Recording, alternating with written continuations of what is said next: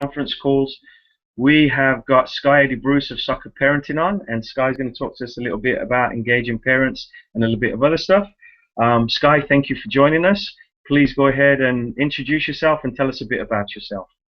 Great, thanks, Chris. Thanks for having me. I've always enjoyed these calls and appreciate being a part of it. You show some great just collaboration, inviting people outside the Rush program to them. So I've enjoyed them over the months, and I'm happy to be here. I grew up playing the game. I was fortunate enough to be born in 1971, so kind of grew up with Title IX, and growing up in Northern Virginia, just had a ton of soccer opportunities available to me. So I played collegiately at the University of Massachusetts. I transferred. I played my last season at George Mason, where we lost in the national championship game.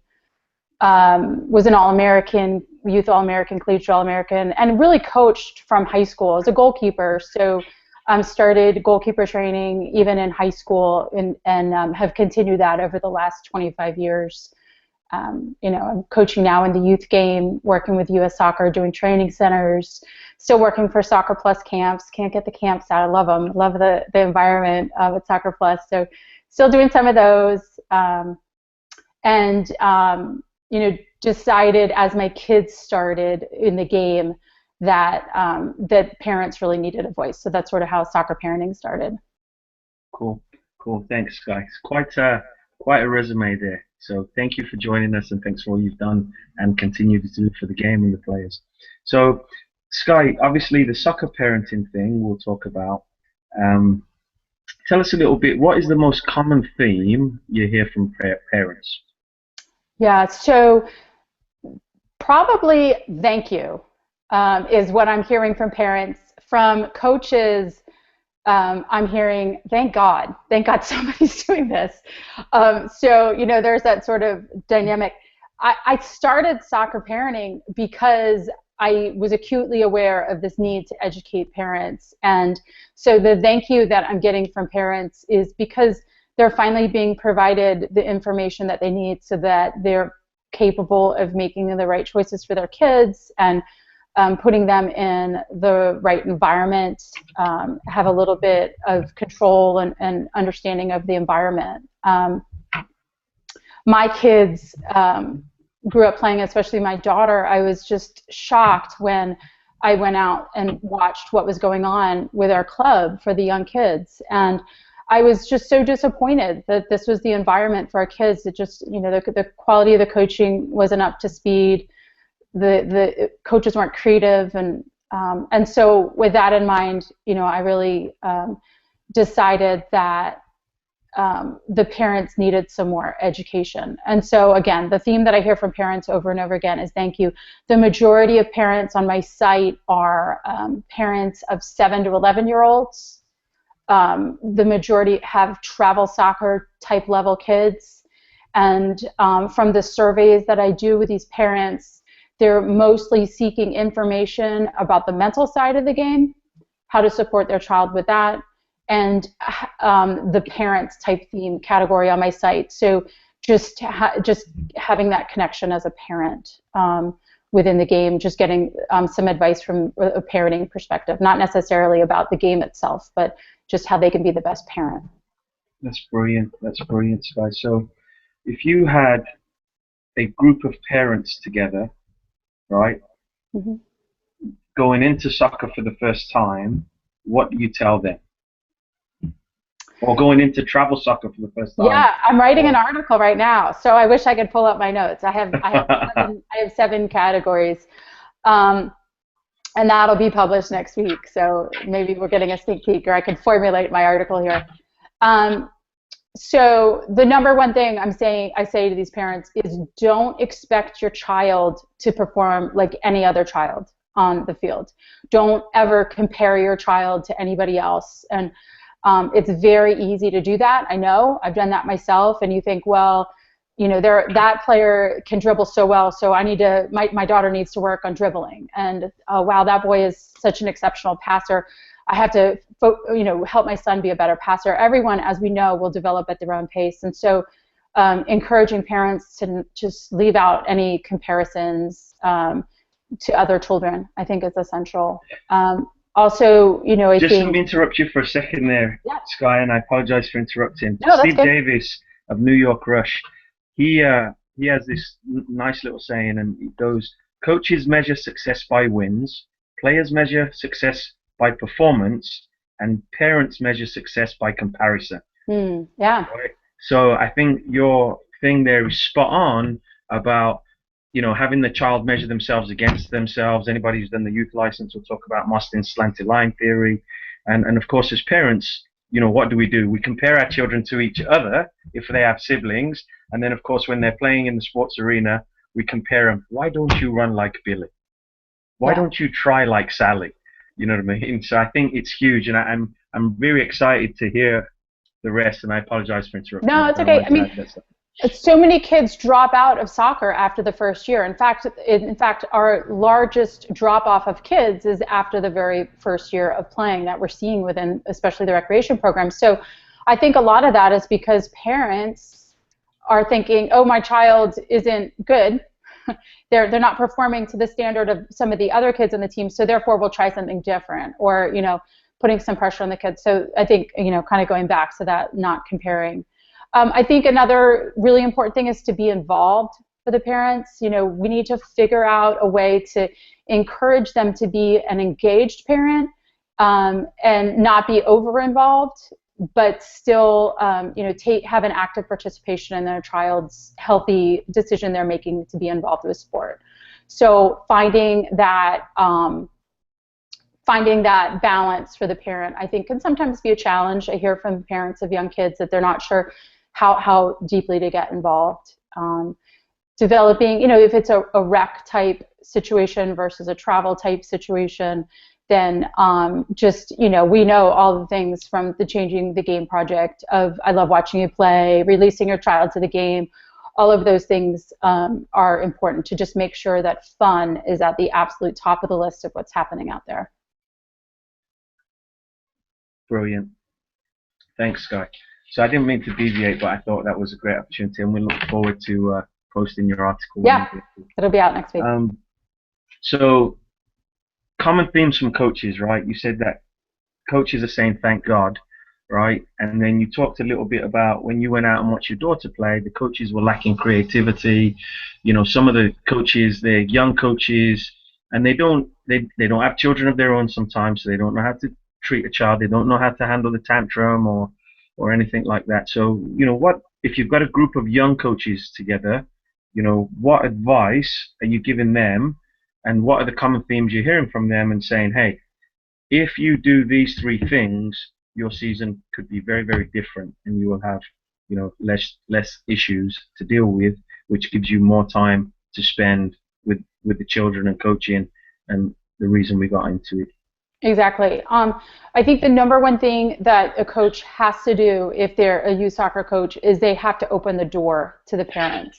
They have to encourage the parents to connect with them. And it's one of the biggest issues that we have. And a lot of times on my site, I talk about crazy soccer parents. And what we've done is within youth soccer, parents have become the sort of legendary villain where everyone assumes that a parent that asks a question must be this crazy soccer parent. And sadly, coaches have used this over and over again as an excuse for not engaging and not opening the door, because they say, I don't want to deal with parents. I'd rather have a team of orphans. That would be my best team. And, every time I hear that, it's so frustrating, because really parents are the solution to making a successful season. And if you're a youth soccer coach that's looking to make an impact in the lives of these kids, that's looking to have a successful season, you have to engage with the parents. So the number one thing I would say to the coach is open the door.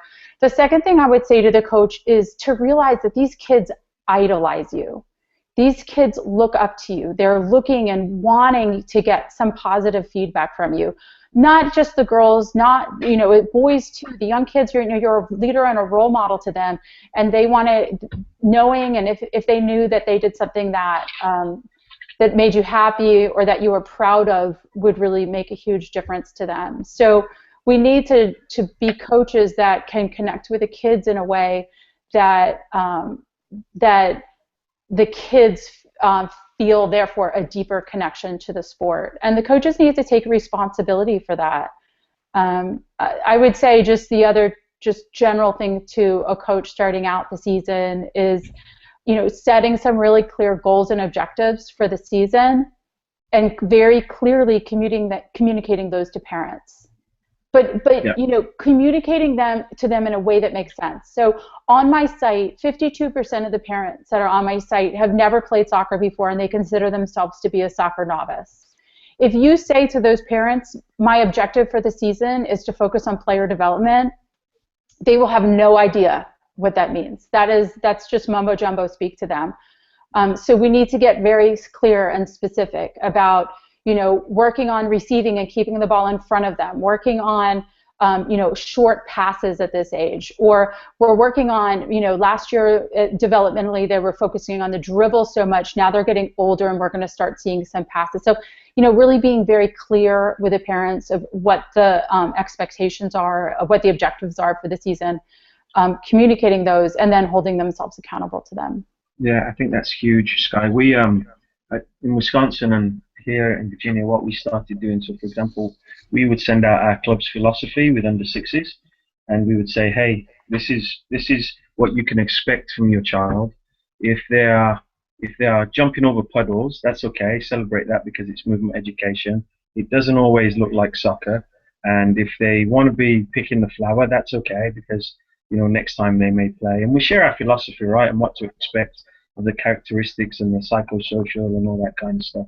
Yep. Of the age groups, and it seems to go well. I don't know how many people read it, but we put it out there, and I continue to try and meet them. It's funny. Yeah, I'm sure that the parents read it and they appreciate it. Do all the coaches in the club buy into it? Because that's the key, is making sure that we struggle, we always do as clubs, to find all the qualified youth coaches, and so finding the coaches that buy into that and really bring it to each team is important too. Yeah, well, our organization, right, we rely on volunteers in the recreational and the advanced part. So some of the struggles, the craziness is about to begin for me because I've got to now beg, borrow, steal from people and say, hey, you've got a 4-year-old, can you coach? Oh, I've never played soccer. So now that first window into our sport is with a parent that's never played, doesn't really know it. They come to a coach's meeting, we supply them with curriculum, we put them through a little training, and we call them our volunteer staff, right?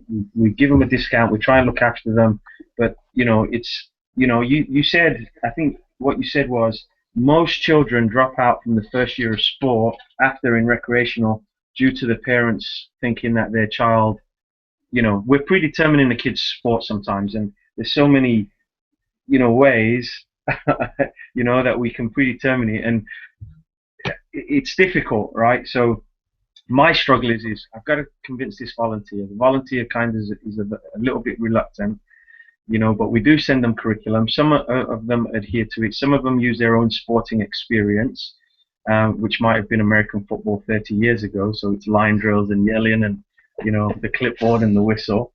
But, I was on a call last night with the Changing the Game project and Jerry Lynch and Johnny O and James Leach, and they brought up Amanda Visnick, I think, from George Washington, and she did the fun maps, and it talks about the 5 things kids want out of a coach in youth sports. And the first one was respect and encouragement. The second one was a good role model, which you also said. The third one was concise and consistent communication, which you also said. The fourth was a coach who knows about the sport, so displays knowledge. And the fifth thing was listens, right? A coach that listens. So these are the things that we've got to aim for, right? And I think you said open the door, and you hit all those things in a way where, bam, this is what we need, this is what we do, and so much about it isn't about the X's and O's, is it? It's not about the coaching. No. It's about how we make them feel, right?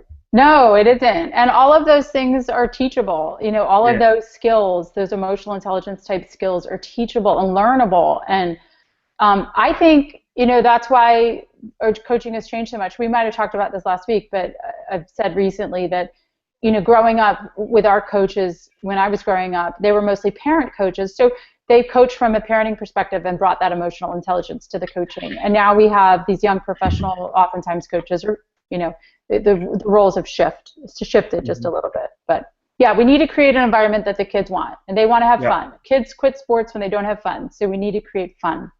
Absolutely. Yeah. Absolutely. So now, Skye, and we may have touched upon this, but what advice would you give to parents when approaching a coach, and then also how to best handle their child, whether it's the car ride home, whether it's just after a game, whether they've just lost, whether it's a PK shootout and they just lost and they were the child that missed. What advice do you give a parent there? Yeah, well, what's exciting about the mental side of the game for parents is that, in my conversations with Dan Abrams, a sports psychologist from the UK, he's written Soccer Tough, Soccer Tough 2, Soccer Brain. What's exciting about the role that a parent can play is that they actually can really support their child. A parent necessarily helping a kid learn how to pass is not going to work as well as a parent that can support their child with the mental side of the game. So there's a lot of opportunities there. But to sort of backtrack and answer the first part of your question, is that parents definitely need to get more engaged with the coaching relationship. They definitely need to feel as though they can approach the coach, and the coach needs to allow the parent to connect with them. We need to get past this whole thing of any parent that raises any concerns must be a crazy soccer parent. In terms of talking to their children, I think we need to let the kids lead on this. Every child is different. My son does not want to talk about anything to do with the game after the game, and my daughter will bring things up. And so, use it as an opportunity to really listen to your child, to hear what they're saying, to ask follow-up questions. I've got a lot of great things in soccer parenting, how to talk to your child, 6 things to say, I think, or 5 things to say to your child if they make a big mistake in a game. I enjoyed that article. I enjoyed that. Yeah. Thank you for sharing that. How to support your child in developing a better mindset. These are all things that parents can really have an active role. But we need to let the kids lead, because every child's different. And it's so easy to cross that line really, really quickly and go from being the parent that's listening and supporting your child to the parent that's pushing their child away from the sport. And so it is basically after the game listening time, just, focusing on what they want. Great advice, Skye. We try and implement a 24 to 48 hour policy after an event, just simply because that way people are coming from a place of rationale as opposed to emotion. Yeah. When dealing with people's children, obviously there's emotion involved, so we try and distance it a little bit, and we find that that's better. And we also have an open door policy: come in, see us, talk to us, but try and adhere to the 24 to 40 hour. No, I think that's always a good idea. I think that 24-hour policy really helps if there's a stressful situation about playing time or positions, those types of things. But, coaches just need to see it from a parent's perspective, is how stressful it is for a parent when you have an underperforming child, when you have a child that is getting upset with the way the coach is communicating with them. And, as a parent, you're acutely aware of your child. That's all you watch on the field. 80% of what you watch during a game is your child, even when the ball is, 30, 40 yards from them. As a parent, you just naturally are watching your child. And so you're hyper-focused on it, and you can see their body language. You can see how they're responding. And so, to see your child struggling is really hard. And that's a stressed parent. And a stressed parent is who a coach needs to help. A stressed parent should be able to, approach the coach and get the advice that they need. Absolutely. And I think, you said it earlier, just finding and sharing those expectations at the beginning of the season and what it looks like, and explaining to parents that learning is a messy process, and, kids hit their growth spurts at different times, and if they're going through one, and, just getting that confidence up and keeping it up, and just making sure the communication is two-way, right? So I think that's huge. So Skye, we talked last week, and again, thank you for having me a guest on soccer parenting. I thoroughly enjoyed that and got some good feedback, and hopefully you got some good feedback too. Yeah, it's been shared as like 500 times. That's great. Brilliant. Yeah. Brilliant. So So now you talked about trust and we talked about developing trust. How do we get the parents to buy in to the club, not just the coach and the team, buy into the club and then shift the focus away from club hopping? I'm going to this club because they win, and how do we get that focus more on development? And what is a message we can, relay as clubs, as coaches, and individuals? Yeah. So that was like a seven-part question. Take it one part at a I'll time. answer it, then you can ask it again, and I'll hear a different question in it. Well, I think that the club hopping often stops, not always, often stops when the club and the team and the coach are quality. And so I think that a lot of that club hopping honestly happens, not all of it, but a lot of it happens because the coaches and the clubs aren't living up to the expectations of the parents. And because parents don't have the guidance and the support, they just become a stressed parent, and then they start looking at other options. So I think it's so frustrating as a youth coach when a child leaves and goes to another club, a child you've emotionally invested in, you've been really working with, you're excited about, and to hear the parents say, oh, we're going to go to the other club. Obviously, I've been through that. It's disappointing. But we can't control the parents. What we can control is us, and we need to create the most exceptional environment possible for these kids to develop intellectually, emotionally, for them to develop the love of the game, for them to have fun, for them to develop their soccer playing skills. And I think once we start doing that, and when we start doing that, then that trust will be there. Then we're not going to see that club hopping. So it's really, I think, a call to action for the clubs to get their act together. That's just why I started, like I said before, I started soccer parenting. I was shocked, and what was the most upsetting thing is that the other parents were, for the most part, okay with the environment that our 7 and 8 year olds are in. So once we educate these parents, we give them some information, then they can hold the clubs to a higher standard. And when they hold the clubs to a higher standard, then we're going to really see the improvement that we seek within the youth game here in the United States. So I think it kind of starts. I think it starts with the parents. The other thing that coaches need to be doing, I will say, one of my favorite articles that I wrote on soccer parenting was an article about how you identify the appropriate environment for your child. And I think that it's extremely challenging as a parent to try to figure out how, what is the appropriate environment for your child. Where do they belong? It's even for me, with my background in the game and my background coaching and my background in the youth game even, it's absolutely impossible for me to accurately identify the athletic potential of my daughter. I can't. I can't tell you if she's going to end up playing at this top Division I school or at a very average school, or if she should be looking at Division III. I need coaches that I can trust to give me that advice. And so once coaches are building that trust from a good environment, then the coaches are going to listen.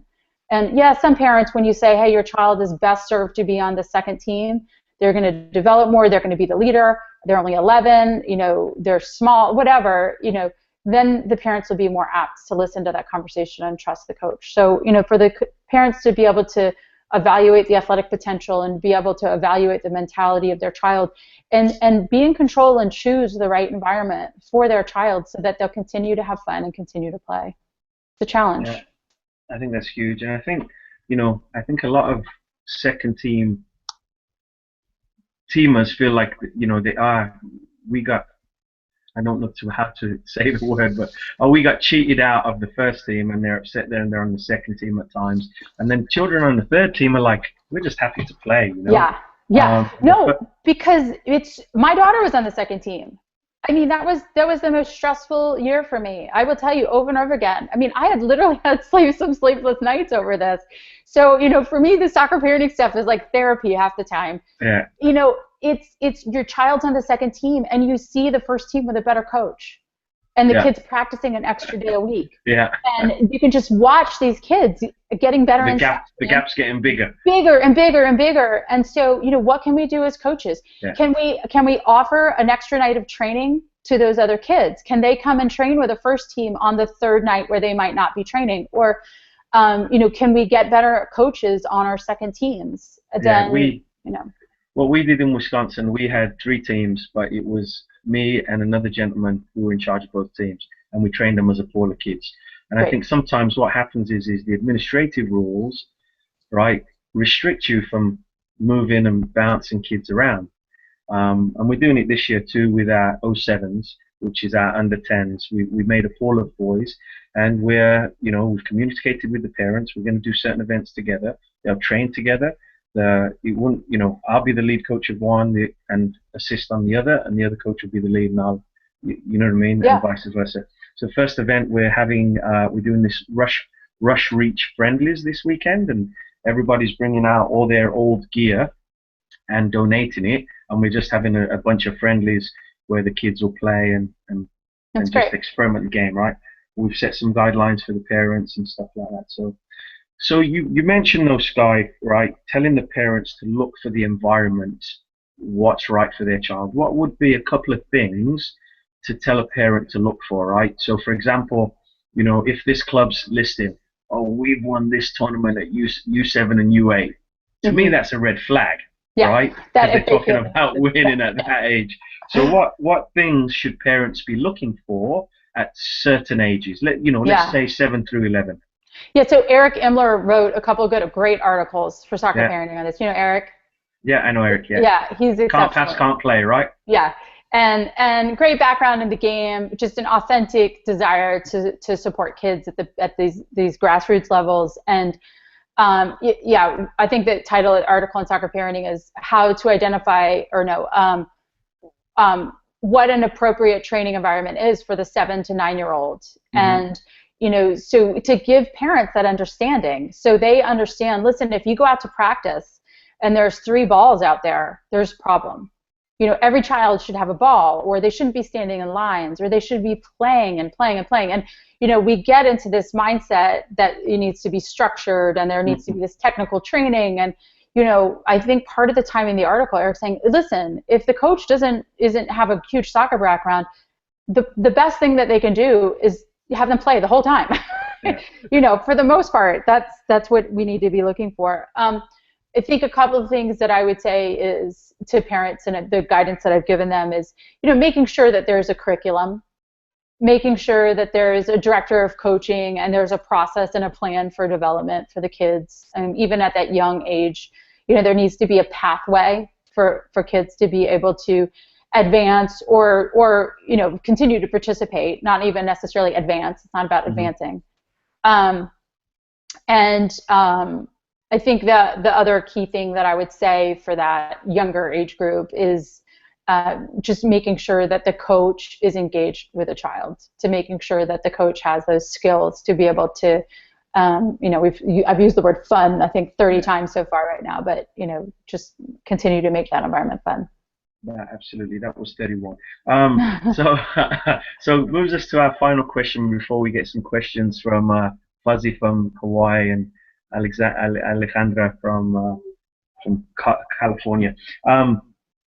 Play development initiatives. The federation's kind of threw up loads recently, and what are your thoughts on some of them, and where do we go next with them? Yeah, I'd love to get everybody's opinions on this. I mean, I think my opinion of it is that we desperately, with a country our size, need somebody to step in and to have a little bit more control. So, I'm just sick of seeing subpar environments over and over and over again. So I love the idea of there being some countrywide initiatives and having somebody be in control a little bit. My personal issue is that I don't trust who's in control. So it's really hard to trust. It's like, I feel like we have an old school coach, like U.S. soccer is Van Gaal and I want Klopp. I want somebody that I can connect with and is engaging and I feel like a connection with. And I think it's safe to say that the number one thing I hear from people as I'm talking to them across the country is that people want to feel as though U.S. Soccer wants to collaborate with them. They want their voice to be heard. And so I would say that I would hope in the future that we can move a little bit more to that sense of collaboration. I think through collaboration, and by that I mean, as we're coming up with these initiatives, maybe we don't take away heading. Instead, we take away punting. Because, and I know that's what they're doing next, is now taking away punting. But had they brought everybody together, brought the people that are actually doing the work on the field with the kids and said, hey, we're concerned with the heading. What are some key leaders together? Then I think they would have found a lot better solution than taking away heading from the entire game. Because my concern as a parent is the punt. That's the one I'm like, even my daughter, she plays like a 4 or 5. I'm like, do not hit the ball, please. Just so that's the issue. So anyway, that I think if U.S. Soccer collaborated with the leaders within the youth game, that I would feel a lot better. We talk, and what I find fascinating about this as I sit back and I look at it, Chris, is that it's all culturally systemic, the issues that we have. It comes from the top and it goes all the way down. So we're talking about we don't trust U.S. Soccer. Parents are saying they don't trust the coaches. We're saying that we want to see the collaboration between U.S. Soccer and the other organizing bodies in the States. And you're saying that you want to see collaboration amongst your clubs, your neighbor clubs, so that we can develop these kids. So what's happening at the very top of our U.S. Soccer organizing body and the culture that's been established is one that leads, sort of this trickle-down approach. We go to U.S. Soccer licensing courses. I remember taking my B course. Those coaches were just, their ego was just like exploding out of their brain as I was taking this course and trying to get my B license. And then it's no surprise that our youth coaches are ego-filled coaches too often that can't connect with the parents and say, I want a team of orphans. That's no different than my instructors from a B license saying, I don't want to, sit and have a soccer conversation with you. This is your topic. Just go perform. It's absolutely no different. So I think we need to see this change at the top. So when you ask me about initiatives, I think we need to have some control. There needs to be continue to be some different initiatives. I am fascinated to see what happens with this whole, the whole restraining line or the build-out line. The build-out line. We talked a little bit about that. I think that's going to be a huge disaster. It's going to just take the game back 5 years. So I'm interested to see. Yeah, I don't know whether it takes it back 5 years. We've tried it. There's a couple of things. It gives you a bit of an unreal thing, but it's very interesting there. So, Marcus, do you have questions? Any questions for Skye? You might have to unmute your mic first. No questions? I see a head nod. He's in Hawaii. Yeah, I got up pretty early. I just got back from Europe. I'm on like 3 hours of sleep right now. Oh, wow. 4 a.m. over there, Marcus? 7:49 right now. Okay. So I have very little sympathy for you coming back from Europe and being in Hawaii, so sorry. Well, you can always come out and join us. You're more than welcome to. There you go. You have to put up with my crazy Albanian boss, though. This is live and being recorded, so you might get a chance to see that puzzle. Flores, do you have any questions for Skye on the issues of soccer parentings or thing that we've discussed? Not really a question, but I really do agree with having that relationship of trust with the parents and players alike to prevent any club hopping and things like that. But it just makes a big difference for me hearing it. I just don't hear enough of it, I guess, in the sense that, I'm always told to keep that relationship separate from your teams, your players, your parents. Don't, you have to maintain a separation of some sort, so you're not overly friendly, but you don't have that relationship where you're causing a conflict of interest. But go ahead. That's such a great point. I've been trying to think about, I'm presenting at the convention this year. I think that would be a great topic. How you can build rapport with the parents of your club without getting too close and, establishing a relationship that could, get a little stressful if the child wasn't playing or whatever. I think that's a great topic. Yeah, I think that's a great topic and a great point too, but we talk about leadership, right? And we talk about coaching. And coaching is so much of the relationships and relationships with players. I was told once that my mistake was I fell in love with my players and I loved my players. I didn't see that as a problem. I didn't see I had relationships with parents, so much so that, if that parent was yelling or screaming at their child and coaching, at that time I would take that child off and say, hey, I think your dad wants you. Why don't you walk around and have a chat with him? And the kid would walk around and the dad would go see me and say, my bad, Chris. So now I'm not suggesting that for everyone, right? But you have to know, just like you have to know where your players are as learners and where they are as learners, you have to know the relationship and the boundaries with the parents too. So this, don't get too close to them, don't go have dinner with them, all these don'ts, you know what I mean? There should be a boundary and there should be lines. But as an adult, what those, when it crosses over into the soccer, and I think if your relationship is secure enough, you can say, hey, this is, you're bordering here, you're bordering across. I don't come to your job and tell you how to do yours, but I will listen to how to deal with your child. Yeah. You know what I mean? So. Yeah. Oh, that's good. That's good advice. Yeah. So, Skye, thank you very much for joining us, and everybody who's on and watching, thanks for joining us. Our next call is going to be September the 1st with Ruth Nicholson of Nicholson Facilitation, and I believe it is conflict resolution with parents. So Skye, you might want to call in for that one. And Ruth's done some great work for us and other clubs and Rush, and we're looking forward to having her. And then the next call after that is going to be September 8th with Sam Snow, who's US Youth Soccer's Director of Coaching Education, I believe is his title now, as we hot up. Skye, we look forward to catching you at the convention.